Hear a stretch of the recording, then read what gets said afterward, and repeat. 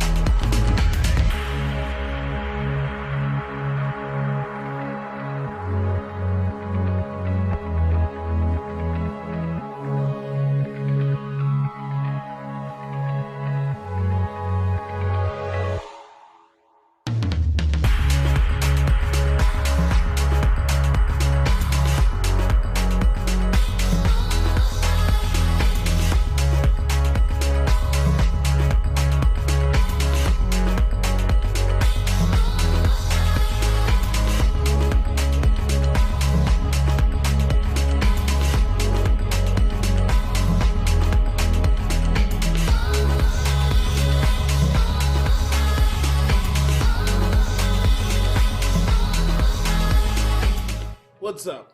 It's the Gigabyte Grizzly Brohemian, and this is a messed up time we live in, so I need you all to do me a favor. Wear your mask. Like this, not like this, or like this, or like this, like this. Wear your mask. It's for your safety and mine. Because if I see you without one, I'm gonna pump kick a mask onto your face. Got it?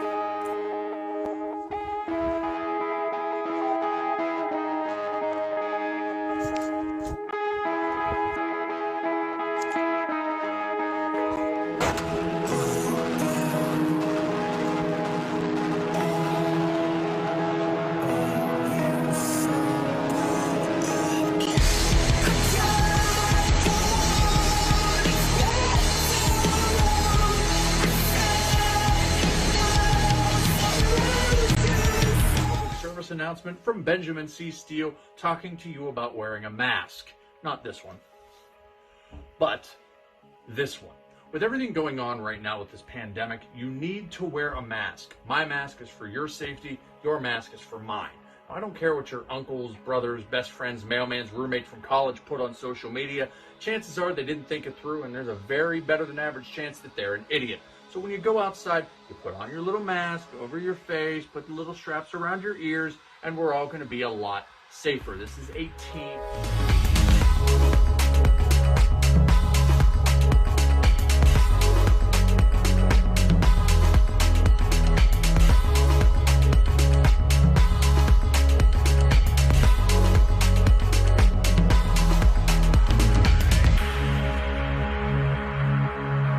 Parental discretion is advised. This show is brought to you by IndieWrestling.us and IndieWrestling.network for your independent wrestling entertainment. Just Pro Wrestling News Podcast. No filler, no pop-ups. Production services by Sidekick Media Services. And listeners like you, supporting us at patreon.com/Wrestling Mayhem Show.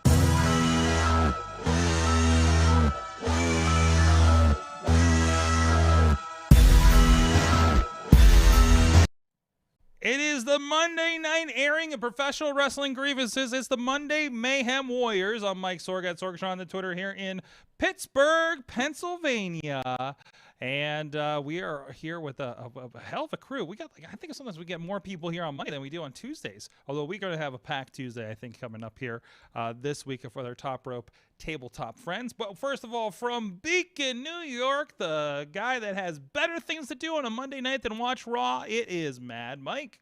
I need a break. You needed a break. I mean, we all do, right? I mean, I come need on. a break, and honestly, I'm gonna be honest. I watched the last hour of Raw. I watched all of the talking segments, and Charlotte talks too fucking much. Well, I mean, that's like, just, how is she on job. one show and it feels like she's on 40? She's everywhere. Yes, I know, right? So, God, and it's not even good. It's what it is. But also with us, he attended WWE of a different type this past Saturday night. It is Mainstream Matt, friends to many people on Twitter now, apparently. I was making all sorts of friends over the weekend, Sorg. They were all so intrigued by this Pittsburgh house show. Yes. They all wanted the dirt, and I was happy to provide. Was this the first house show? Period. It was the first WWE house show anywhere since March of 2020. All right, we'll get into that in a minute, but also back with us, your grizzled toy veteran extraordinaire. Are we still using that? Ronnie Starks is back with us. He did something else. He tried watching Raw. Yeah, we can say that. Hello, everyone. Hello.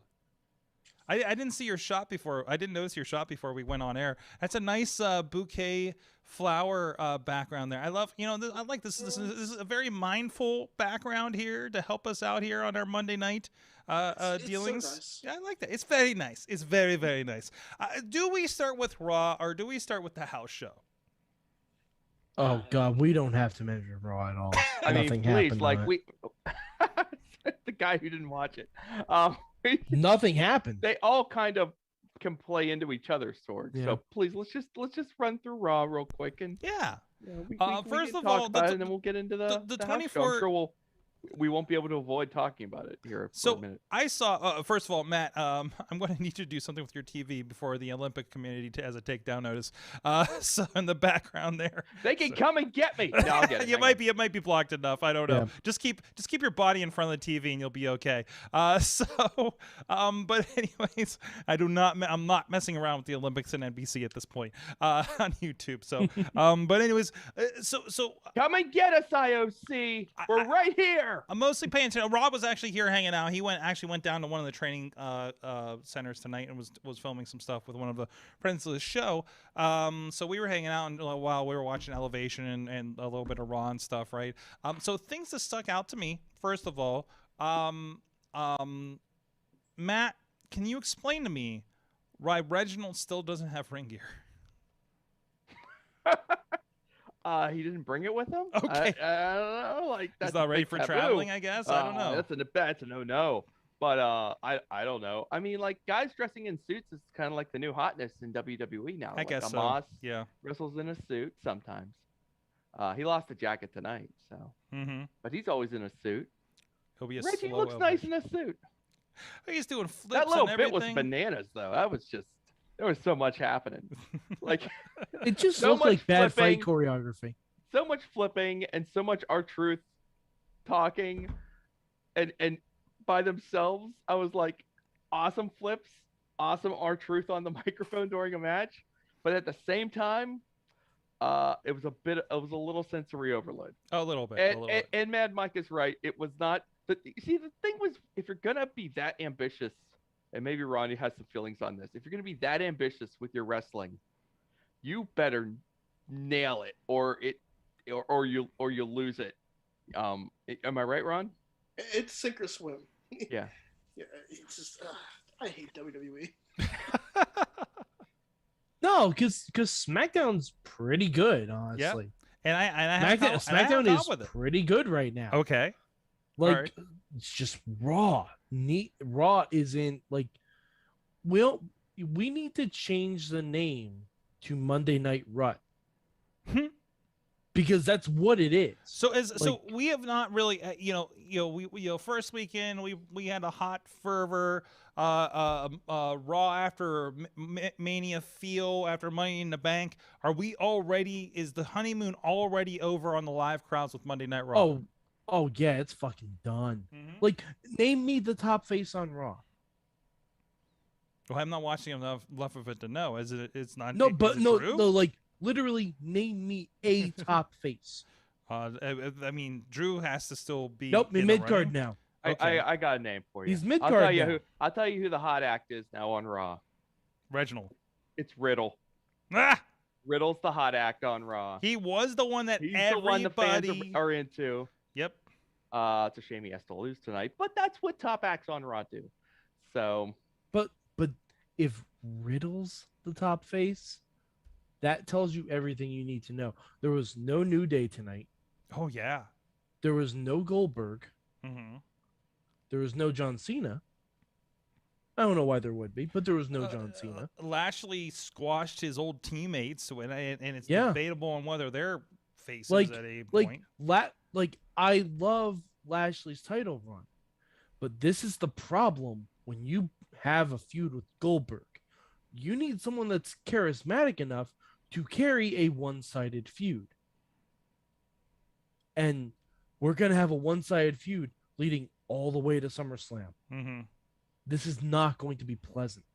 The only people who could potentially be the big faces on Raw, Nikki, great pop, but she's just going to lose every week until SummerSlam. I am so just I get turned off as soon as we announce her name. I like Nikki because Nikki is a dose of what Raw needs. No. Nikki is great. Nikki is great. Okay. The presentation. I don't need the announcers pronouncing A.S.H. every time they say her name. It's overkill, and it's really dragging me down on this. Okay. It's just, man, it could be so good, but it's just it's not a good bit. Name. It's a horrible name. It's just tough. It's just tough to deal with, and it's not. In a promotion that changes names to become more marketable, they have their champion with like the least marketable name. To me. Mm-hmm. Yeah, like even if her name is just Nikki. Yes. She's almost a superhero. Yes, like that's the subtitle, That's and not the full name is almost a superhero, Nikki A.S.H. But again, like you said last week, why are we saying the same thing again? It's like the saying Department of Redundancy. It's like saying WCW wrestling or ATM machine. Yes, it is, and I don't know why this isn't hanging up with somebody. It's weird, and I don't like it. But yet we changed her name from Nikki Cross because now we have Karrion Kross. Is that the reason? Is that really the reason? I would assume, because otherwise you end up with an AEW situation where you have Hangman Page, Ethan Page, Christian Cage, Brian Cage, and Nick Cage in a cage on Rampage. Wow. With Diamond Dallas Page as the referee. Okay. But anyway, I mean, listen, man. I shot for a promotion that had three people with the last name Taylor. Okay. Yeah, but like, if you're going to do that, and you want like simplicity in people's names, which I understand that, you keep Nikki Cross as Nikki Cross, Karrion. Mm-hmm. That's a good name. I don't know, but they may not be able to do that because that's also a Marvel character. Oh, good to know. Okay. It's not spelled the same way. Okay, but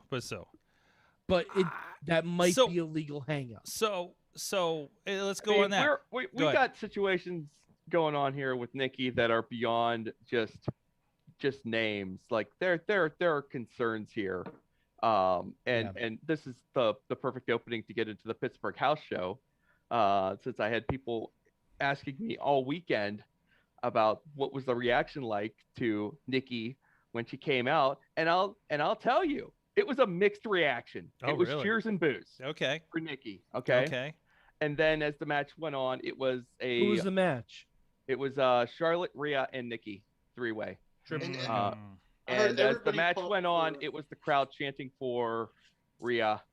Okay, Overwhelmingly. I can throughout see the match. why though. That's not to say that the crowd was like 100% against Nikki. That would not be accurate. But because you also have to remember, Rhea's the new one that people probably haven't seen live, okay, that's true. But and I Rhea would has a also- more defined look. Mm-hmm. Okay, and I will also say that, yeah, in front of the live crowd, Rhea works a heck of a lot better than she's ever worked in the Thunderdome. She just seems to have a natural ability to interact with the crowd and kind of, appears to have a natural charisma. How interesting. We always seem to observe that before we ended up in this horrible past 18 months. But given that, and from what I heard, Louisville, the house show on Sunday went a little bit better. And then they bring Nikki out on Raw tonight, and everything seems fine. She gets a great reaction at the top of the show. Pretty smart to send her out there first, so that that fresh crowd can give her a proper reaction. And they go to all this work, and it feels like they're trying to kind of like fill in some of the blanks on her character and kind of make it, kind of work in the context of having to share space with Rhea and Charlotte, which is not easy to do with this type of a character. And then by the end of the night, the result is what it is. I don't understand. WWE likes to do this from time to time. I don't understand how repeated losing is supposed to help someone who needs protected now more than ever. If you're serious about this Nikki character, Yeah. you can't be screwing around right now. Well, Even if you're serious and about the it end for a of tonight's show was them screwing around. Yep. Yep. Even if you're serious about it for a month. And I'm going to give you a rematch next week, even though we have a title match at SummerSlam. Mhm. Really? Well, no. Now next week, Nikki will probably face Rhea. No, she just challenged her, didn't he, at the end of the show to a rematch? That's what I Oh. heard. Yeah. Yeah. Okay. So we'll see. That's what happened before my feed went down on the Xfinity app, because it's a Okay. shit app. But anyways, so you got that. Let's go from that to another character that's benefited from losing, Karrion Kross. God, no. Nope. He got a win over Keith Lee, but still Karrion Kross went from Oh, Keith Lee, you mean that guy that lost in minutes to Lashley last week? Yeah, 2 weeks in a row. I'm glad we're doing so well with him. Limitless my ass. But anyways, No, we found his limit. yes, we found it. WWE booking. And that's being on the main roster. Yes. That's his limit. Yeah, but his limit was Full Sail. But Karrion Kross, regardless of the win this week, still has gone from mythical badass monster on NXT to just a dude on Monday nights. We doesn't have a Within 2 weeks. within 2 weeks, so within the first step out. And they don't even address that he said he was going to murder Jeff Hardy this week. Right. Well, they're covering up for the reason Jeff Hardy's not there, which Yeah, is COVID. of course, because Jeff is fucking an idiot. By the way, get vaccinated, people. Yeah. Get vaccinated. Don't be a Jeff Hardy. And also, Do you think Jeff Hardy's made smart life choices throughout his career? If the answer is no, don't be Jeff Hardy. I want to step back a moment and qualify Jeff Hardy being tested for COVID does not mean he did not take the vaccine. Sorg. There are multiple. What happened to the Yankees? Let's be honest. No. Even North It's Carolina. not fair to jump to that He didn't- conclusion. he didn't- People in the Wow, White there we House. go. Whoa. Okay, People in the White House and the leave it at Yankees. him being off the show for COVID, and Yes. it left Yeah. a storyline gap there. and If let's it go doesn't from matter there. if he's vaccinated or not, if he's been tested positive and all he's going to be tested, regardless if they're vaccinated or not. We've had breakthrough cases on the Yankees and in the White House, so it's not fair to And some of those presume people weren't vaccinated. some of those people, but not all of them. But not On the all Yankees, of them. some of them were not Okay, but not all of them, and so I don't think it's fair to jump ahead to this guy isn't vaccinated. Okay, so I'm going to jump ahead. let's and put that I'm going to aside. say Get your shots, you motherfuckers. Yes, but Yeah. please get your shots. So, anyways, but aside from that, so yeah, and they're not going to talk about that. They're over this, and they're not going to talk about him having it when they're having a campaign to get everybody get their shots, so you can pay us money to come live and be disappointed in person. But anyways, but no, the Karrion Kross thing continues to bother me. I don't know why he's back. I love the coverage on NXT where they said Karrion Kross does whatever the fuck he wants. And did you even Samoa Joe calling out Rico and did you even know about his little excursion to Raw last week? Yeah, no, I that was love great. that. I love the angle of them talking about it on Tuesdays. I hate what's happening on Mondays. And at least Tuesdays we're ignoring the fact that he's getting punked out on Mondays. Not that he was now, tonight, is but still. Scarlett also gone from NXT. I haven't seen her for a couple of weeks. That makes me Yeah, concerned. because I'm wondering, I'm like, So here's my thing. So every time we talked about this with Aleister Black a few weeks ago about what happened with them, and anybody that comes in and we talk about Shotzi, wait for her to lose the tank, right? No, that'll never happen. I'm sticking by it. So if you see her lose the tank, you know it's fucking over. You can say it'll never happen. Oh yeah, but I'm saying absolutely. if it happens, if that tank is ever gone. Yeah, if it's done. If it doesn't happen, they make her color her hair and she looks just like Mandy Rose teaming up with her. It's fucking over. But because that's how they work on that level. But same thing. Karrion Kross stepped through the curtain with a diminished intro than what he has. Already he's being cut down. Karrion Kross is fucking over, guys. He's done. He's done. As far as the main roster goes, he is really fucking proved what done. Adam Cole's been saying. What's that? It proved what Adam Cole's been saying. What was he saying? NXT. He's an entrance. Okay, he's just an entrance. But look, this is one like the basic, rules of effective pro wrestling, is that you cover up what the guys don't do well, and you accentuate what they do well. And they just, they're handed all these people. Brand new, fresh out of the box, Karrion Kross. They bring Keith Lee back.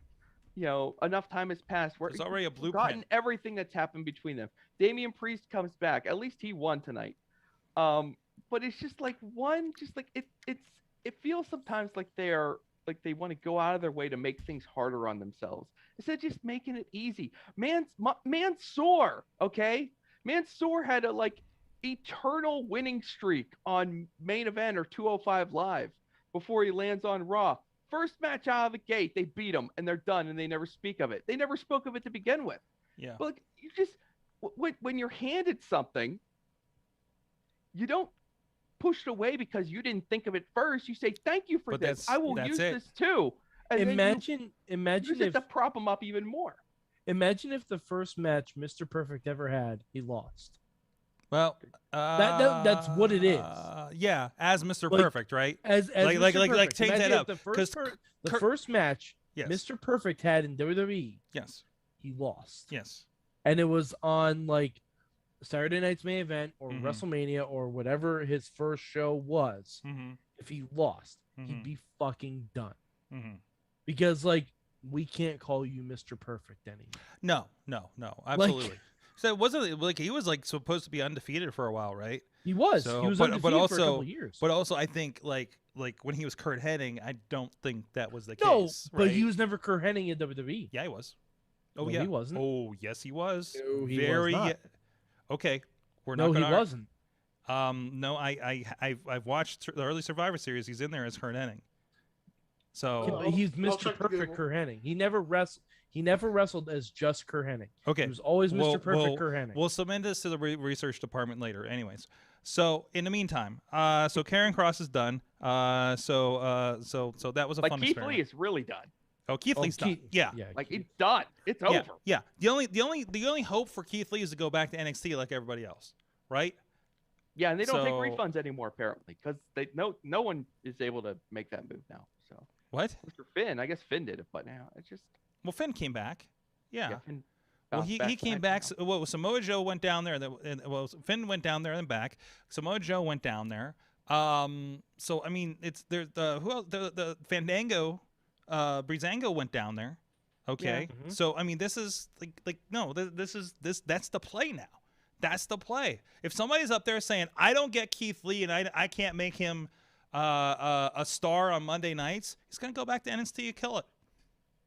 And or he'll get released. Or he'll get released, and then he'll go on AEW and then Paul will say, "Give me a minute," and then we'll see him back as a enforcer for Regal for 2 weeks until he starts feuding with Samoa Joe. Whatever, I don't care. I want it. Please. It doesn't matter. It doesn't matter. Keith Lee. It doesn't matter if Keith Lee fucking bombs out on Monday, which is no fault of his own.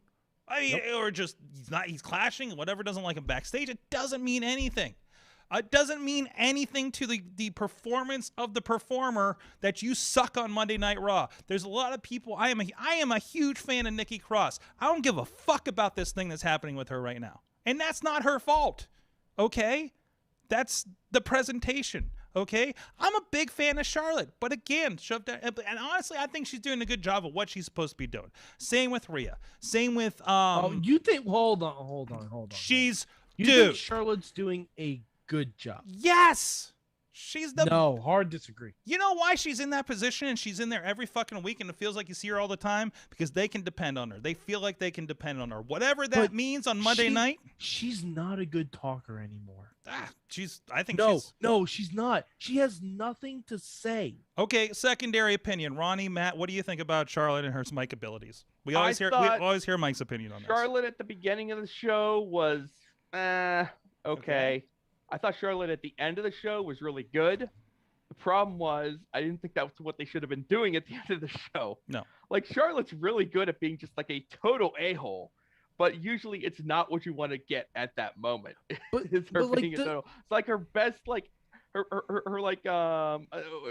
sweet spot on the promos isn't usually what you need. Like, she needs to be helping to like elevate some of this division here, but instead she's just all getting torn down. Because WWE doesn't believe in the talent they have. No, they definitely don't. They don't. They really don't. They believe in getting Goldberg back to spike the ratings and the ticket sales. They're lazy. WWE is fucking lazy, and it's making them money. But then, well, they've already made their money.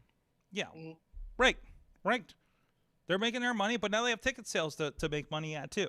So they have to spike that too, because that is something that they can control for what comes in the door. Okay, they need to spike house show sales, and that's why John Cena. It's the summer of Cena. I saw. Well, I mean, I think Cena's also doing house shows just to shake up any ring rust, which is good.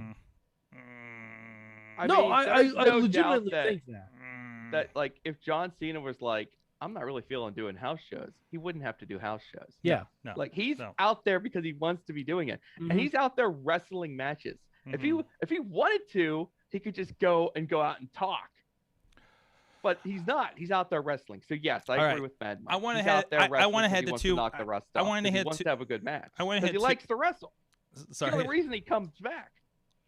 I want to hit 2 or 3 other big topics here. I think on this. If you think about it, like. Hold on. Let's parlay that then. Let's talk about the house show. Matt Carlins was there. Several of the Mayhemers were there. I was not, because I was still on a fucking plane because it got delayed. I was in the air when the show started. Spirit. Actually, it's not Spirit. It's just there were storms. Everything got shut down there. But anyways, Matt, I'll read you through it really quick, Sorg. First of all, delightful crowd. You know, beautiful venue. Wonderful facility. Show opens with Natalya and Tamina defending the WWE Women's Tag Titles against Shayna and Nia. Now, I know what you're thinking. Oh my God, not this again.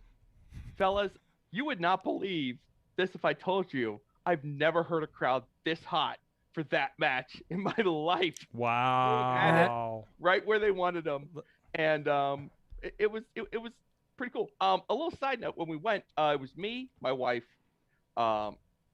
Mason Jr., future podcaster of America, and one of my friend's sons, who is like a year or two younger than Mason, who is just starting to like dip his toe into the wrestling thing.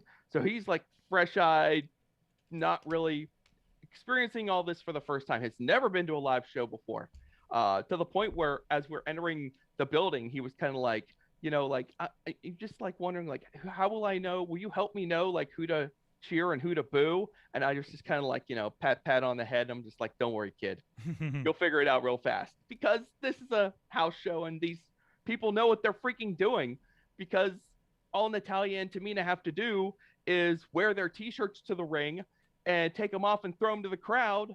Natalya takes off her shirt, throws it off to the crowd. Yay, she's for us.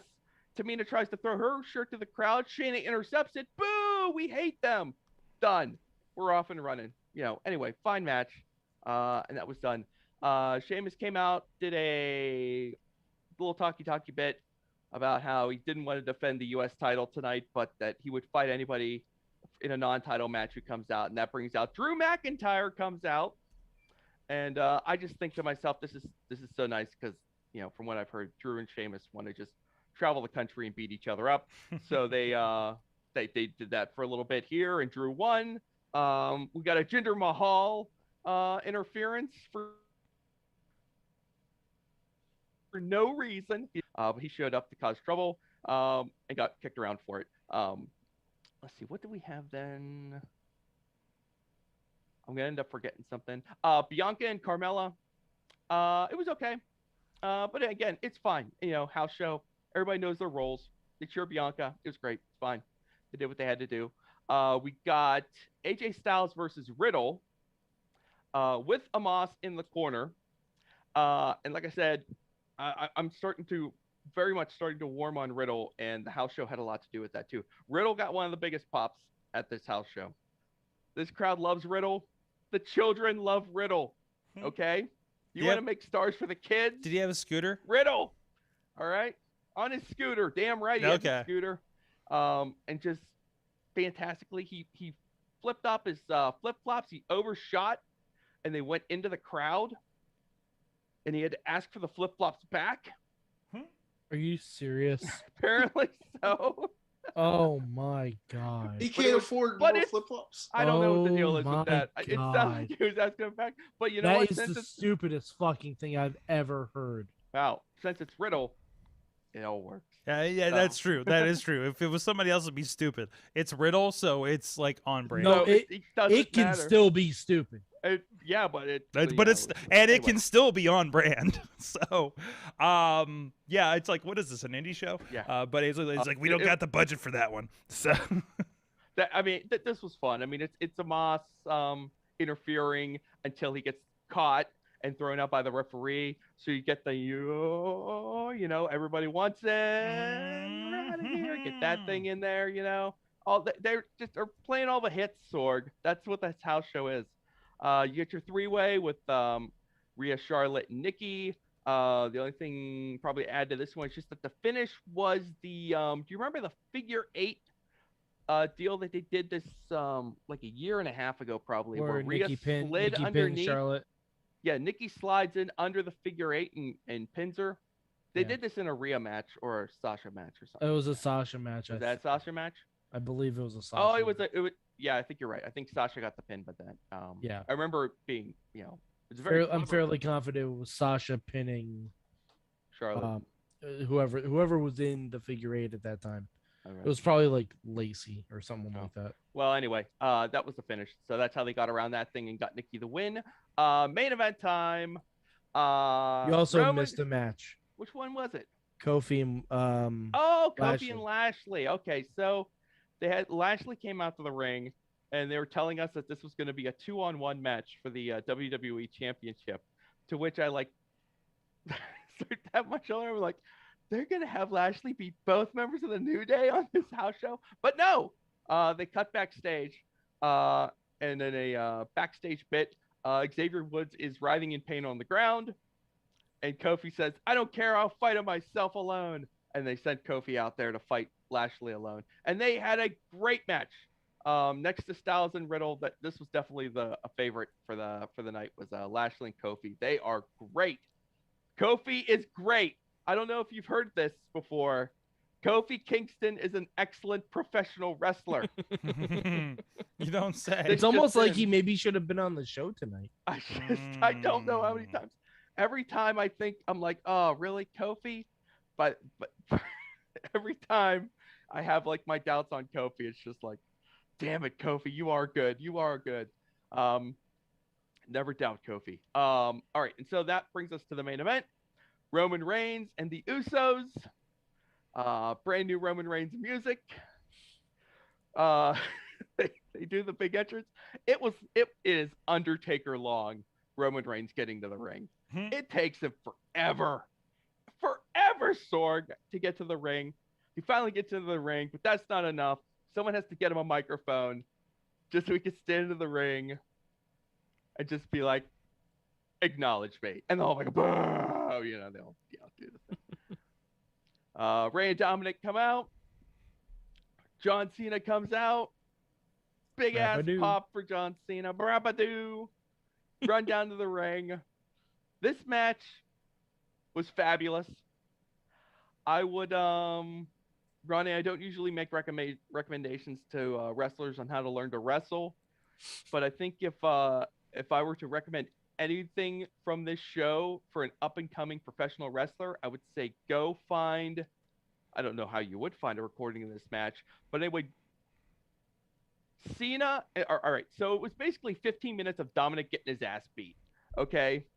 But the thrill for me was watching Ray and Cena in the corner mugging the whole time while Dominic's getting his ass beat, and they're teasing the hot tag, and he gets so close, and they're like, no, and Cena's pacing back and forth up and down the apron, you know, just going wild because he can't stand it anymore because he hasn't even gotten into the match yet.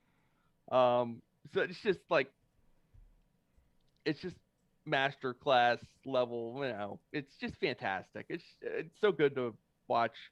You know, Cena didn't do a ton, but it's not like he was just like hanging out on the apron. Like he was working on the apron. He was put in work. And you know, yeah, so obviously by the time they finally get to the hot tag to Cena, you know, it's on. It's just people are screaming.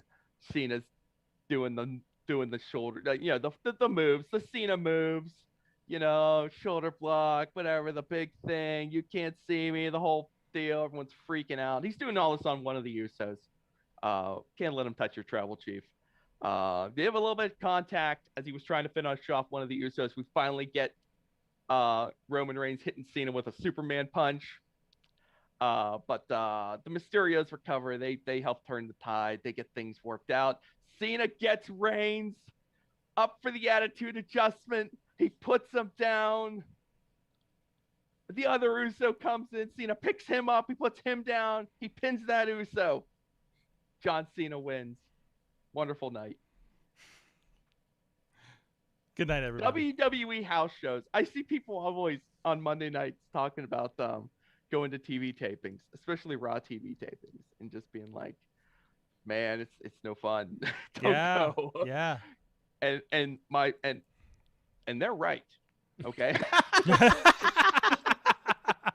But the flip side of this is WWE house shows are fun every time. I've never gone to a WWE house show and been like, I'm so upset I went to that show. What a waste of my time. And I've seen some dog main events. I once saw an AJ Styles Jinder Mahal cage match main event on a house show. Didn't matter. Awesome. Things are awesome. I love it. 2.5 hours. I love it. Plus an intermission. Yep. Streamlined that stuff, and you are in and out. The kids had a great time. Good. No complaints. Love it's it. all killer, no filler for a house all show. killer, Love no it. filler. It's great. Yeah. Love it. I really wish I could have And they made were it. like, and just like yeah, you could feel like the wrestlers would be like, you know, they'd be like making their way out. You know how it is at the house shows. They're like high-fiving everyone. Everyone gets a picture of if you're along the rail. And just like just seeing the guys like, you know, as they're like going back like through the entrance back to the backstage, and like I remember like seeing Drew as he was going back through the curtain, and he was like, you know, he gave everybody, you know, like, you know, the chest bump, thank you, great, and he's like going backstage. I could see him like waving his arm around like this as if he's like telling the backstage like, go more, you know, don't let this crowd, you know, slow down, because they were so hot. They did good. They kept everybody going all night. I love it. It's good to see. Well, I get my chance because looks like I will be in town when AEW comes in for the double shot Wednesday and Friday in a couple weeks. So can't wait. Dude, I can't wait at all. I am ready. Bring your CM Punk I am sign. ready. I am ready for my 20 Elevation matches before and after Dynamite on Wednesday and another 20 before Rampage on Friday. I am here for it. I want to cheer so loud for Fuego del Sol. I'm glad I got my match in with Danny Limelight before he got signed to MLW, because I'm not going to see him on tour with AEW from the sounds of things. If you check out our interview with Mr. Danny Limelight on Indie Mayhem Show from this past week, already in the Wrestling Mayhem Show super feed. But speaking of, just when I thought, man, obviously they're going to slow down on these matches. We got a 45-minute AEW Dark last week. There's no way they're going to keep doing this. AEW Elevation was 20 matches in over 2 hours tonight. Jesus. Or no, was it 20 matches? I see these. Okay, so we watch Dynamite, and the Dynamite crowds are always. I'm sorry, 13 matches. Yes. It just these felt like Dynamite 20. crowds. The live Dynamite crowds so far have just all been just like scorching hot. Yes. And then I watch like Elevation, and they're hot for Elevation. Yes. I'm like, how is this possible? Because they put on shit you want to see. I'm just like, this can't be possible. And There's no way this crowd so could be here's sitting the for other 8 thing. hours or Because- however long they're running these tapings. Because It's going to be very interesting to see how they're I doing. give a shit about Fuego del Sol because he's he's my favorite guy that's only won one match in the last year. Serpentico being used as a weapon in Luther's matches, and then needs to have a match with Eddie Kingston later in the night. There's fun stuff happening through the show. It's like house show, mentality, right? And then we had a number one contenders match tonight. Shoddy Brandon Lee, is that the name? Lee Johnson. Lee Johnson, thank you. How Sorry. do I know who Big Shoddy Lee Johnson is and you don't know it and you watch it? Sorg knows There's too many no, wrestlers. there's two other wrestlers that have very similar names that I always fuck up. So that's because fair. there's like a A1 Anthony Young, and then there's like another dude that's got a similar kind of name and like a similar like style and body profile and everything. So like literally I'm confusing people, and this is like local on up the AEW, right? So anyways. I forgot what else I was going to say on that. So we had a number one contender match with that. So we got him setting up for the TNT title with Miro. God's favorite wrestler, by the way. I love this so much. I love this they turned the corner pivot. on Miro. This pivot They on turned the Miro, corner where he's like, "I am God's favorite wrestler," is my favorite thing since JBL calling himself a wrestling god. You know what Okay? I can't wait for? When that 90 days comes up and you just hear CJ Perry just screaming, God's favorite champion. Oh, yes. You know it's going to happen. And she just, for no reason, I would like to thank you slides for my accents. flexible wife and my Yes, all the- yes. And then the flexible wife shows up. Yeah. Oh, You jeez. don't keep calling out the flexible. You don't. It's Chekhov's flexible wife. You know it's gonna happen eventually. Oh, man. By the way, Sorg, that's the show title. Chekhov's flexible wife. The bastard Pac, did he high five a child and then turn it over his shoulder and sneer at his opponents? It was so good. And they illustrated between everybody in commentary and being apparently afraid of being tongue lashed by Excalibur, which includes Tony Schiavone. It's a fantastic little commentary thread that happens. Eddie Kingston's on commentary for most of the night. Who else? Oh, really? Yes, he is. Yes, he is. Okay. That may legitimately entice me to watch Dude, the show. Eddie with Schiavone. That may legitimately entice me to watch Eddie the show. with Schiavone and Big Show is just fantastic. Okay, that you have my curiosity. Yes. I have my curiosity with that. Let's see what else happened here. I'm looking down the thing. I love whatever if you love or hate Marco Stunt for existing. Because some people I know have opinions on that. Really? That he gets announced at 120 pounds as if he was being announced at 400 pounds by the announcer. There's no way he's 120 pounds. It was something like maybe it was 110. Whatever it was, whatever minuscule thing. I guarantee. But it doesn't, Mike, it doesn't matter the number. The fact is, he was announced at that number as if it was an impressive 400 pounds. Okay. Yeah, like, it's the Crash Holly. Yeah, but the announcers on there being like, "Wow, like Marco's really beat." No. Crash Holly got like announced at like 400 pounds or something, right? Like Marco's getting announced at like $110, but he's being announced in the style of that he's 300 pounds, like as if that is impressive. So again, and this is the thing that's always with AEW, it's always those little details that kind of pop you into it. And then again, it goes back to, why do I care about these enhancement matches, right? There's a good, when they're talking about during that match with guy, I just forgot his name I forgot before. Lee Johnson? Big shot. Yes, Lee Johnson.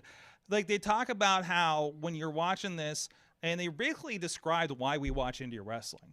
The idea that you've been watching this guy for the last year on Dark and and now he's leveling up to this thing, and you're like, I remember when this guy was random dude that was losing all his matches and stuff. Like, to see these guys turn the corner and become the up and coming, next generation stars, while they're not going to get shot up to a main event, tomorrow, and nobody is. For the most part, but still they're like taking those steps forward and becoming bigger and bigger. And, I do not expect him to beat Miro, but he's going to have a fantastic match on Dynamite, and people are going to know who he is. And that's fantastic. And that's the next step. And that's how wrestling progresses. And it's cool to see that progression, and not that point where when we're watching something on Monday nights and we're like, I don't understand why, like that negative progression we talked about with Monday night. Like, I feel like that doesn't happen to the same veil as AEW. Like, a lot of things still have a reason that fits into things, and has weight on things. Okay, he got up to the big thing and he lost to Miro. Now he's getting his steam back on the lower shows, right? You're kicked back to the minors, right?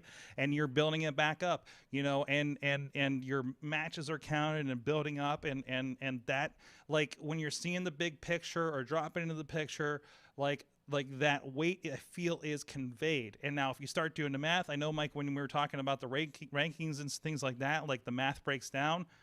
That aside, individually in the moment, I feel like the weight is being put on those. And that's why watching something like an Elevation Dark and that crowd is into it, because they're going to cheer as loud as they can for Fuego del Sol. Do you think he's going to beat Scorpio Sky? It doesn't fucking matter. But they're going to make you think about it during the matches, right? And that's the magic of it. Just like, you really don't think Bobby Lashley's going to lose that belt to both the New Day or whatever, but they turn the corner of it. It doesn't, like that in the moment if you're into it. And that's the pure magic of wrestling. Yeah, it's all about, like, your brain may tell you that X can't beat Y, but can X get you to the point where in that brief 3 seconds or so that, oh my God, is this? No, it's not. So yeah, it's a lot. Sounds a lot like it's like watching the Young Lions in New Japan. You see these guys, they're not gonna win. No, but you're looking for that glimmer. What the Young Lion matches turn into in New Japan is, can they gain these little victories inside of the match? Can they kick out of this guy's 2B finisher instead of their 1A, and make them use their 1A, because I kicked out of your 2B. Can I, I don't know, can I get to the ropes when I'm in this submission, and it becomes, little victories within the context of the match become part of the, part of the flavor. They really, and that's, I feel like AEW translates those little things that we love about New Japan into that American audience and made it their own. So I think that's really good, and that's why I love 2 hours of AEW, and then and then it juxtaposes against what should be the Dynamite of the week for WWE, and you're just like, why was this more fun than what they did on Mondays? So it's really interesting to look at. There isn't fun things. No. On WWE's programming. It's just that they can't. I need more fun. They're tripping over their own. They're tripping over their own way because they have the talent. No, yeah, absolutely. They have the tools. They have the talent, yet somehow Gozer still kicks them in the dick. And you know what happens on They Tuesday? have guys that people want to see. Like Yeah. we've all personally witnessed that on TV and in person at these house shows. You can hear the crowd now. You can hear who they want. So just give it to them. You know. Karrion Kross and Keith Lee come out and I'm like, wow, this is a match I want to see. Too bad it's on the wrong show, right? But Karrion Kross did not get any kind of reaction. Well, look what they did to him last week. No, I know, but So, I mean, we know, and Keith Lee got a huge reaction. and we know the WWE RAW audience isn't necessarily the same audience that they're going to know who this guy is. We got to relearn that from 2 years ago when we used to do this on a regular basis. No, I know, but the only thing they know about him is they lost really quickly to Jeff Hardy. Yeah, half that crowd, half of that audience have no idea what Karrion Kross is, except for the commercials that pop up. Yeah, there needs to be a plan. You can't just throw some dude on TV. You got to have we used to get, I know this was like 30 years ago. We used to get vignettes for weeks, and there was a plan. He's coming. And there was a rollout for these guys, and there's no damn plan anymore. The last time they tried to do a vignette thing was when we got that same video package that had like EC3, Lacey Evans, all those people in one video package, as if there was some kind of weird amalgam stable. Yeah. But, and then they showed up and you did nothing with them. You did nothing to make them care. You didn't do a vignette to tell me who EC3 was, to make me give a shit about him, right? And that came across. Now, and I mean, it was just put him in a suit sitting front row for a few weeks and be like, well, this guy, I think I know who that is. Ronnie, then 1 week he gets up and he just cold cocks some guy. I want to get to Ronnie. I get to get Ronnie in a second here, because he just said something on the Facebook. But if you've never watched NXT before and their champion came on last week and like, oh, Karrion Kross, this guy looks badass, and he just jobbed out to Jeff Hardy, who's been jobbed out for the last year or so. Why would you watch NXT? Why would you watch NXT? Just why would you watch NXT at that point? And I said this last week, and I'll say it again, and it would have even fixed what happened with Jeff Hardy. If you had just switched Karrion Kross and Keith Lee last week, even if they both lost, it would have been a lot better. Because if the NXT champion Karrion Kross comes out and loses to WWE champion Bobby Lashley, okay. He lost to Lashley. That kind of makes sense. But it's, it's a unique match. You got to debut Kross in a big way and show he's a big deal by answering Lashley's challenge. Give Lashley trouble, Yeah. Instead, and then if Jeff Hardy beats Keith Lee by, foot on the ropes, whatever, okay, that makes Keith mad. Well, and obviously, now, if Jeff's not on this week, Keith gets even madder. Listen, obviously, Karrion Kross can't win, can't lose, Karrion Kross can't beat Jeff Hardy because he's just a peg warmer. Okay, he's just a peg warmer. I saw that yesterday. Because Ronnie, you just sent this on the message. I see 2 rows of Karrion Kross figures, and there's a lonely Bray Wyatt over there as well. Yeah. There was a comma too. What's that? There was a comma figure too. Comma? I mean, all right. Yeah. I would have bought that up on the spot. Honestly, I would have bought the Kross, the Bray Wyatt, and the comma figure. I'm not gonna lie. Those pegs used to be warmed by Sheamus figures, but that yeah, doesn't happen anymore. Your pegs have figures on them. We don't get distribution. But I was cracking up about that because ever since his Raw debut, no one gives a shit that he's there. And so when I saw those 2 figures, there was those 2, there was Bray, and there was Coleman. That was it from the line. And I'm like, there's 2 Kross figures, and nobody fucking wants them. Yeah. And I was just laughing. I'm like, wow. Yeah, I feel bad.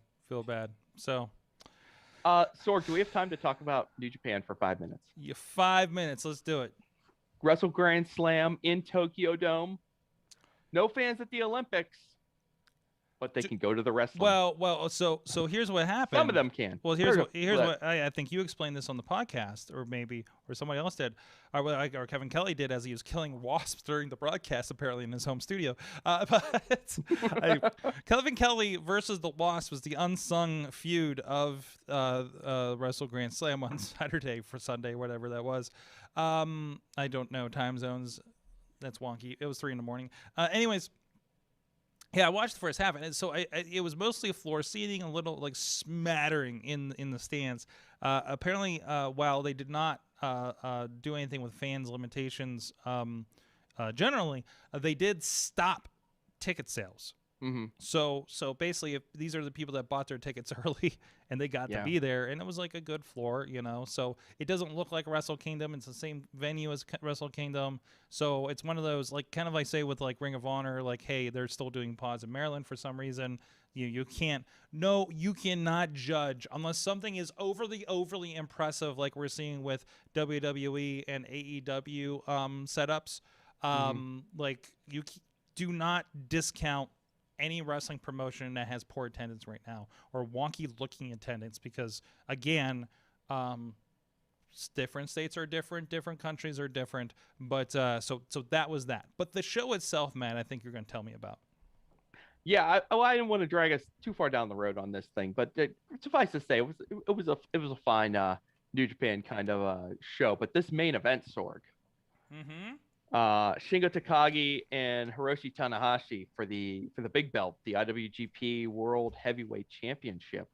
Now this was supposed to be Kota Ibushi, but Kota Ibushi got himself a case of aspiration pneumonia, which apparently takes a little bit to recover from. So he's recovering, but he apparently wasn't recovering fast enough. Was he also diagnosed with COVID as well? No, he did this not. They said this was unrelated. Okay, I remember that was the note. Okay, there was a little bit of that going around. Even from the company itself had said that I guess initially they suspected perhaps it was a bad reaction to the COVID vaccine, which Kota got like a good boy. But apparently this was something else. Aspiration pneumonia is this entirely different thing. Apparently it's like when like sometimes you're eating and it goes down the wrong tube. Okay. So apparently a particle of food or something like that, if it gets into your lungs, can sometimes cause an infection. That's aspiration pneumonia. So I don't know. He was eating too fast. Something happened, and I'm sure he'll be okay, but he's recovering. So Hiroshi Tanahashi must step in main event against Shingo. And there is, and as you mentioned, Sorg, they're dealing with all sorts of like stuff in Japan right now. Clap crowds.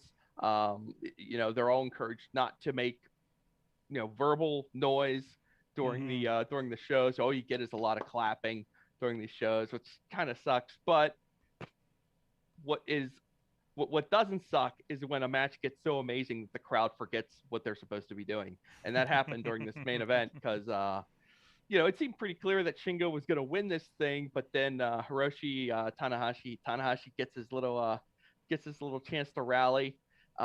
He starts to, he gets Shingo down, and Tanahashi hits the high fly flow to Shingo while he's standing, and takes him down. And now Tanahashi's ready to go up top. He's ready to hit the big one, the big high fly flow from the top rope to Shingo while he's down on the mat. But Shingo grabs Tanahashi's leg as he's getting ready to head back over the top rope to go back to the top rope. And Tanahashi can't really pull away, so he's kind of like kicking at him. And then he kind of grabs Shingo. And I don't know if you're familiar with Kota Ibushi's finisher, the Kamagoye, but it's basically you grab the other dude's wrists, and you knee him right in the face. So Tanahashi has a hold of Shingo's wrists, and he's like, since I'm here, I guess I'll do Kota Ibushi's finisher right now. And he hits a Kamagoye on Shingo, and this arena just goes, oh, like all of a sudden they're all making noise. And then Tanahashi goes to the top rope, and then Tanahashi hits the high fly flow, his finisher, and now the crowd's like, whoa! It's like getting loud. And then the ref, 1, 2, 2.9999999, and Shingo kicks out. Yep. And now the crowd's like, ah! And that's unbelievable. I love your Japanese crowd impressions. It's just like there've only been this clap business sucks. Yes. All right. Oh yeah, especially with that crowd. It's what I couldn't imagine. Can you imagine if they're like, guys, great news. Wrestling's back. WWE's coming to town. Let's all go. By the way, you can't make a sound. All you can do is clap. John Cena's here. John Cena's here. I hate this. that's what our friends in Japan are dealing with right now. Mhm. Sucks.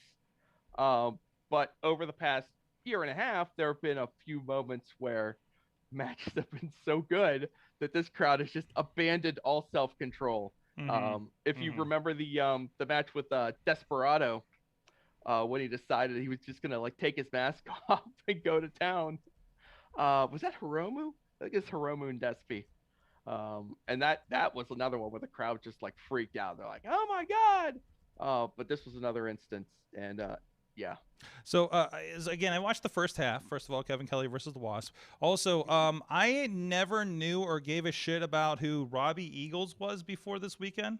He had a fantastic match against El Desperado, and holy shit! First Australian IWGP champion. Your first match. Now, I always kind of like. I always loved like not knowing the history, but there's always like that funky weapon guy that uses his butt a lot. Taguchi. Taguchi, thank you. And he was teaming. He was teaming with Rocky Romero, right? Yeah. Yep. So and I looked at the clock and I'm like, this tag match is still going. They had a wonderful like 40-minute, half an hour, 40-minute tag match to kick this show off. That was amazing. So worth checking out there. And with ELP, and who was ELP's partner? I forget. Taiji Ishimori. Yes. The Bone Soldier. Some fantastic stuff. ELP is always good. Yes. And yeah, Robbie Eagles. I first got to see Robbie Eagles when for the Best of the Super Juniors a few years ago, and he was a big highlight of that. That was the first time I'd ever seen him. He's like undersized, but he makes it work, and he's so good at like this leg attacking offense, and yeah, he's a lot of fun. The other one that needs to be sought out is Jeff Cobb and Okada. My God, this match. It's so good. And not to mention, and I messaged you the Battle Royal Rambo before the show added handcuffs as a way to be eliminated. So I like that when they were like, we have random handcuffs around like the barricades and the rings. So if you get handcuffed, you're not only eliminated, but you're handcuffed, so you can't go back. Yeah. So you're just left there to stand in shame and watch the rest of the match. And hope you're like an extra emotional deterrent. And hope your rival isn't around that just wants to beat you up, apparently. And just in case. Yes. So it was wild. I haven't regularly watched any New Japan for probably about a month and a half with all the traveling. So this is one of those. I saw that on the schedule. I was like, all right, I need to try to watch some of this because it's one of those like milestone shows. It felt like that. I was like, okay, this is where we're gonna jump in. On, right. Yeah. The dome shows, they will usually give you their best effort. Oh yeah. And they did. They're supposed to do another couple in September, so we'll see how they do then. And one more quick thing just to say about Jeff Cobb. When they did the backstage post-match interviews, Jeff Cobb said he is heading back to the U.S. from Japan.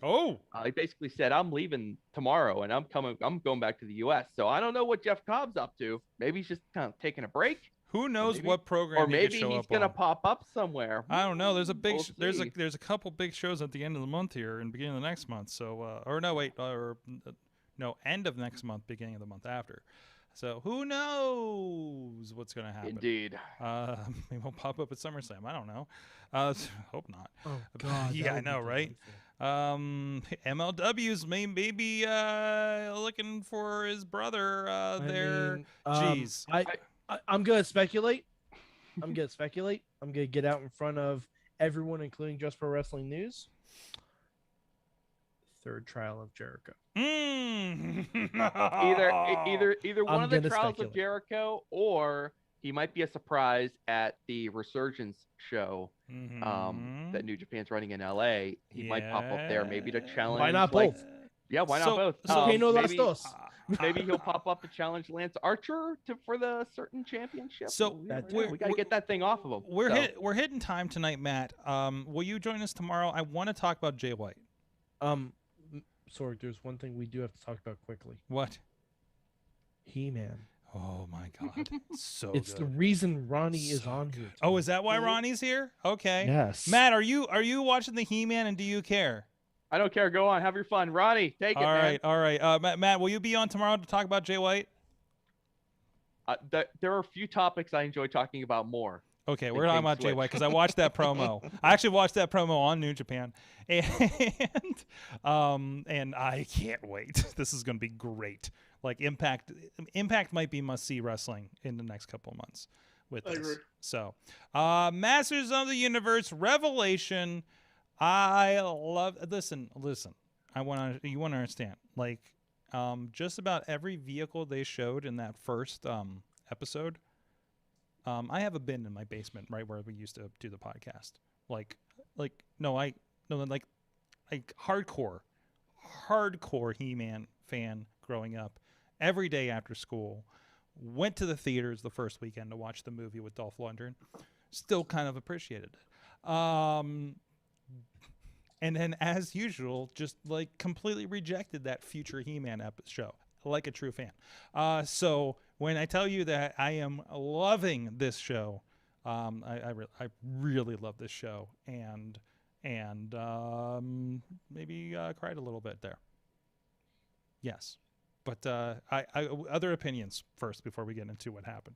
Oh my God, it was so fucking good. That show was everything it needed to be and more. Yes. I feel bad because I've listened to the Smodcast that had the Orko voice, who is also the one from Blank Check podcast and played Arthur on the Tick, the recent Tick on Amazon, which I didn't know got canceled after 2 seasons. I'm sad about that. That was a really good show.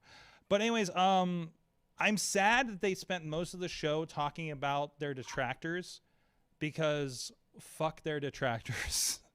On this one, they were sad that there was no He-Man. That was a Tila show, and review bombed him on Rotten Tomatoes and all that stuff. Fuck that. And I love when he gets to the point where he says he was like, "Oh no, I'm getting buried. This is gonna be bad." And he talked to his Netflix people, and they're just like, "Do you think we care? Like, how many people are mad? Like about 10,000. How many subscribers do we have? We good." So I love that kind of thing there. I love that you do get surprised that He-Man, spoilers, dies in the first episode. Mm-hmm. It's not the only time he dies. No. They had the balls to kill He-Man twice. I can't believe they killed him twice in a season. That's so great. I love it. It's so fucking good. Dude, I popped so hard. I don't care if I spoil this. If you didn't Well, watch No, it, we're in spoiler zone. Yeah, If you're okay. if you're this All late right, in the show, still with us. If people out there watching this right now didn't watch this, Skeletor just straight up stabs him in the fucking heart in the last episode. Oh my God! And he completely Harley Quinn's Evil Lynn. Oh yeah. At the end. Lena Headey. Oh my lord. She's she's obviously great in Game of Thrones, despite her character arc at the end. She was even great in Fighting with My Family. She kills this. She crushes it. She absolutely crushes it. Like, just so fan-fucking-tastic. And the best thing is, this is only part 1. Yeah, there's more. This is Infinity War. We're gonna get 5 more episodes in the next couple. This months. is Avengers Infinity War, and we're going to get Avengers Endgame maybe by the end of the year. We had Preternia, which I don't think was ever broached in the show itself. They reached a lot into like a little bit of the comic book stuff that was, not official show canon, but they brought it in. The Scareglow Subternia stuff. The Orko and Evil Lynn like conversation is it was so like when they had those like deep spots like that, even to the point where there was a spot at the end where I can't remember the new character's name, That's with Tila. Astra. Astra? Is that it? No. No. I'm gonna look it up. Yeah, thank you. I don't want Which I find out, I watched the post show and they're like, oh yeah, she was in the comic book, and I'm just like, oh, I have the comic book with this character in it. Holy crap! I need to pull my He-Man comics from Star Comics back in the day. Oh boy. But anyways. Like, there was something where she asked a question. Tila's like, leave her alone. And then Skeletor, just matter of fact, she asked me a question. I'm going to answer her. Like little stuff like that. Andra, thank you. Close. Thank you. But like that, like dialogue is like pure Kevin Smith, or like as far as like adapting to He-Man, right? Just like you knew the Flash episode where Kevin Smith was directing. Right, and you knew the Supergirl episode. Well, maybe less the Supergirl ones, because I think he just kind of showed up for those, self-admittedly. But like there was there's a level of heart that happens when Kevin Smith gets involved with a project, and it was I feel very respectful to the original stuff. It is okay. This is a continuation. But we're not making it as if we're sitting in the 80s and we're budget-drawn filmation trying to do this. Oh, right? The animation is sparkling. Oh, yeah. Fantastic. Oh, my God. Fantastic. My favorite note about that, because I think it's the Castlevania people that do this. Yeah, Powerhouse Studios. Yes, and I love when he was talking about. I was listening to some of his podcasts like several months ago, and he's like, I love writing a script because I'm like, oh no, how do I do fight scenes? And he said, and they told him, was like, anytime you need a fight scene, just write in the script, fighty, fighty, and they'll take care of the rest. So, like things like that are so good. I just say Oracle was fantastic. The Evil Lynn development was fantastic. Like just little things, just the voices, like having Kevin Conroy coming in to do Merman.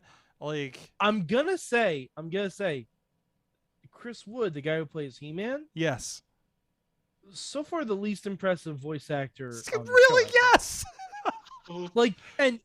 And he spends a lot of his time as Prince Adam. He's the love interest from Supergirl. But he's the love interest from Supergirl, for those who don't know. So also real life love interest to Supergirl. Oh, okay. I was not aware of that. Okay. So yeah, I believe I'm surprised she didn't make her way into this. They are married, and I believe there is a child on the way. Oh, there's a little super baby on the way. I believe so. Good for them. Good for them.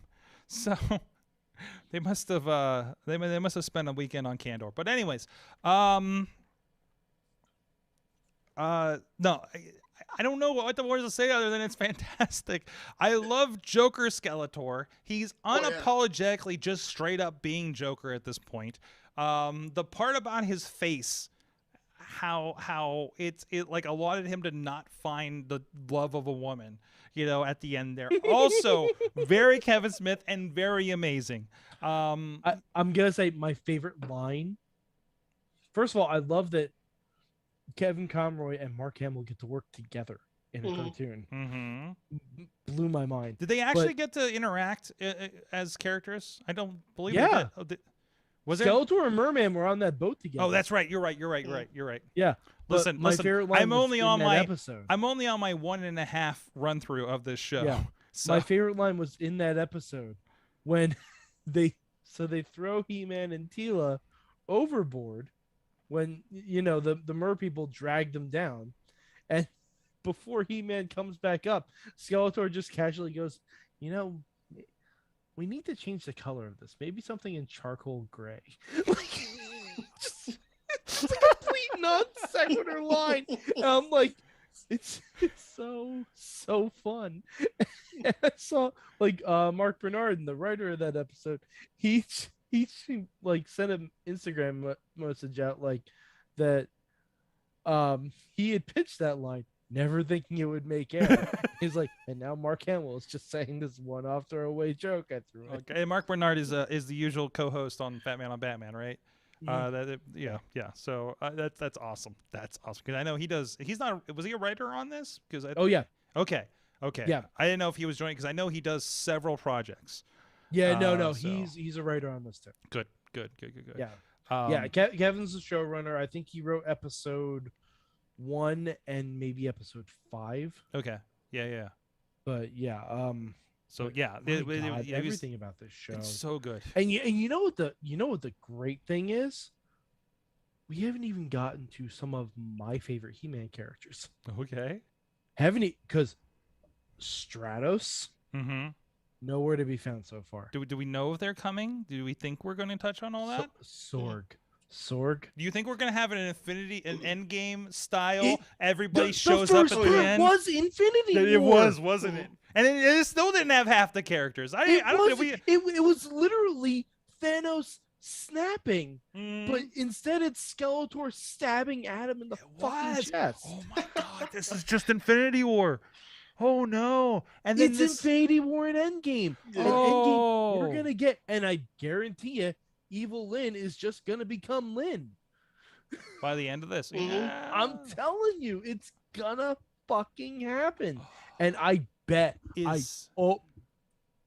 bet you money, smart money says there's a She-Ra tease.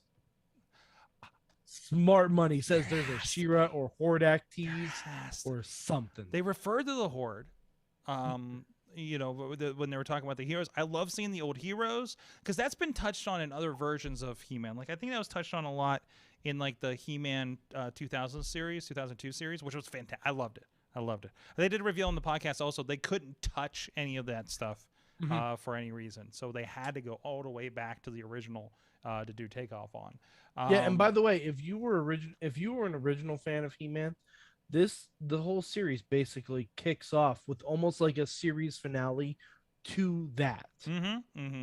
Like that's setup, basically the everything. Yeah. So yeah, it's so damn watchable. And did we mention brief? They're 22 minutes an episode. like instead of watching Raw next week, watch this. Watch He-Man instead. You'll be 10 times more entertained. So we downloaded it on our phones to watch. I watched it. I couldn't wait. I watched it like Friday night. I stayed up and watched it on my phone. Yeah, so I was half dozing off. So I actually rewatched the last episode when I got to the plane. Jim from Fish Without Bait. It was a trip we were doing down to Fort Lauderdale, Florida for reasons. For the show and stuff. That'll be coming up. Subscribe to Fishing Without Bait in the Sorgatron Media Master feed. But anyways, he watched the entire series on the plane ride from Fort Lauderdale to Pittsburgh. So it fit in nicely in a 2 hours and 20 minutes in the air ride. Which is great because then I could talk to him about it. And there's also a Revelations post show on Netflix. Yes, I did watch that. Yes. It's very Kevin Smith. It's very, although I feel like there's were you a He-Man fan growing up? And I feel like a lot of people kind of dance around that question. So, but still, it's good. It's good. It's fun. It's very Shell Kevin Smith version. So, but no, it's good. Well, I know Jason Mewes. He has a character on the show. I don't know if he actually had it. Yep. In the past 5 episodes. You didn't catch who it was? No, who was it? Stinkor. Oh, jeez. Who apparently never made it into the original series. Yeah. Yeah. Wow. There's an action figure for him. They had a drawing of him. Never made it in the show. So this is fun because there was, what was it, 175 episodes of the original series. I remember bits and pieces. It's hard to go back and watch it. I have like a best 10 episodes DVD that I needed to dust off again. I believe a lot of these episodes are on YouTube. And because like if you go through a lot of it, it is kind of it gets rough. Because there's a lot of low budget and reused and bottle episode kind of stuff, especially in the second season. But still, like this was the thing, right? And it was great for the time, and your member berries are I've got it. Like, but I forgot Stinkor didn't have an episode because I've read the mini comics with the figures so many times. I have that in my head, and it's so illustrated in my head that I didn't understand that wasn't a TV episode. to a point. And I think he probably popped up in the 2002 series as well, which I own the DVD set of. So, you know, which I also am probably going to dust off and try to watch here very soon. And that's not anywhere. I don't think they have it I think it's in like Rights Purgatory right now or something. I felt like it was on Netflix not too long ago, but I know the original series is for sale on Amazon for $37. Yeah, like the entire thing. Yeah, I'm definitely gonna buy it because I want to go back and watch it. It is currently on Stars. Is it? Yes. Okay. Now, so several years ago, you guys know Cubo? I don't know if it's still around. It was a cartoon channel that was on like over-the-air broadcast. Maybe some cable channels have it. When I cut cable like 10 years ago, I discovered Cubo. And there was a night block that started at midnight. That was an hour of He-Man, an hour of She-Ra, an hour of like Brave Star, and then an hour of like I think Ghostbusters. Not that one.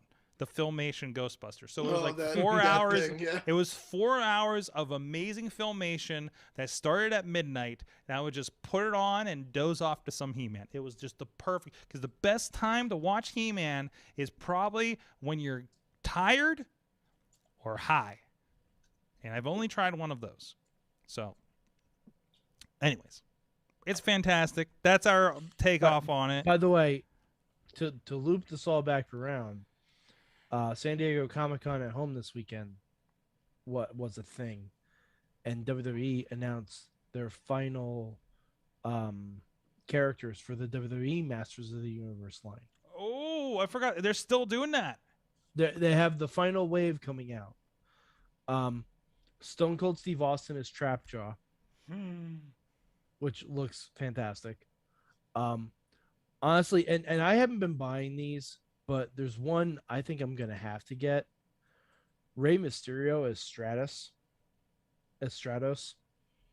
It looks dead on. Well, I wish I bought these when I had the chance because they're going. These are new. These are the new ones, but I'm looking at the old ones. These are the new ones. And I'm seeing the Triple H version one Sorg, for $100 on Amazon. Do you want to hear who the last one is? Hmm.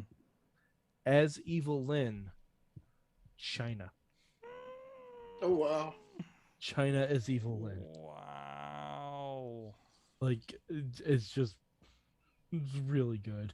It's real good. Like this is the kind of stuff. Like there's a Macho Man Randy Savage with a Horde logo on it.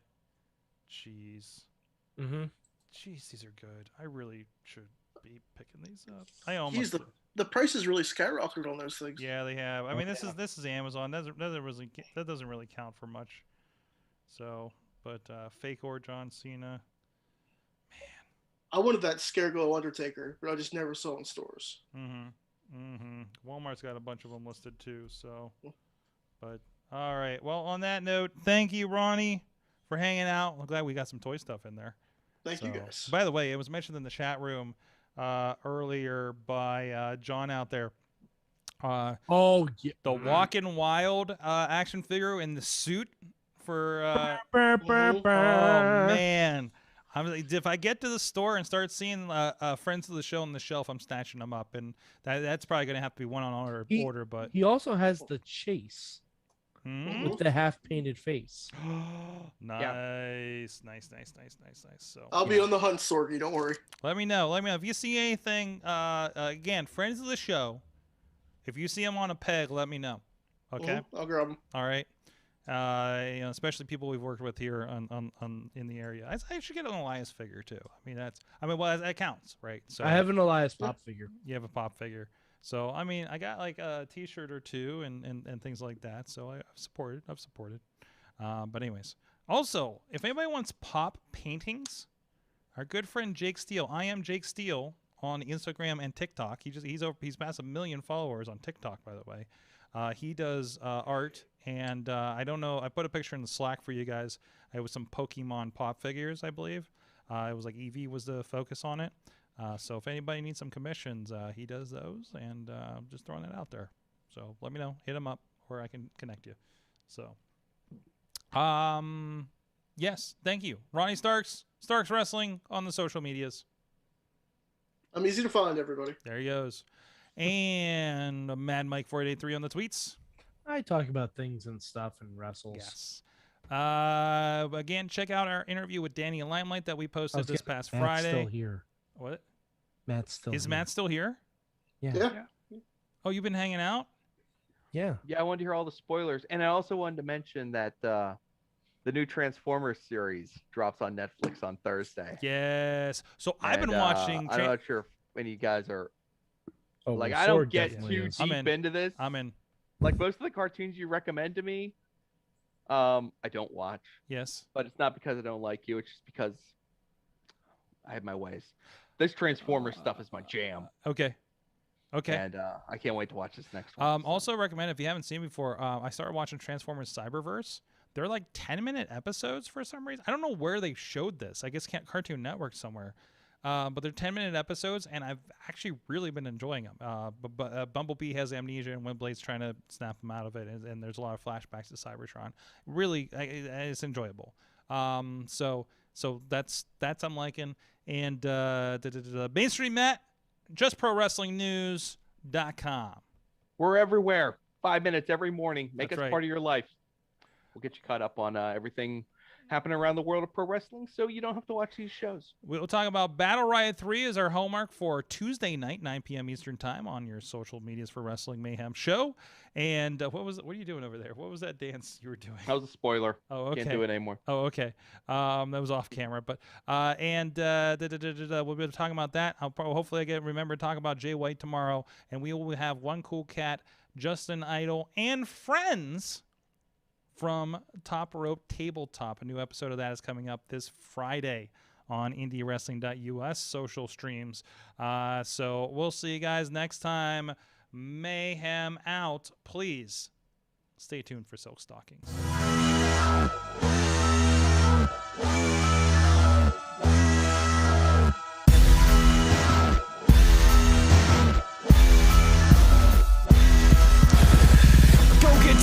This show is a member of the Sorgatron Media Podcast Network. Find out more at sorgatronmedia.com.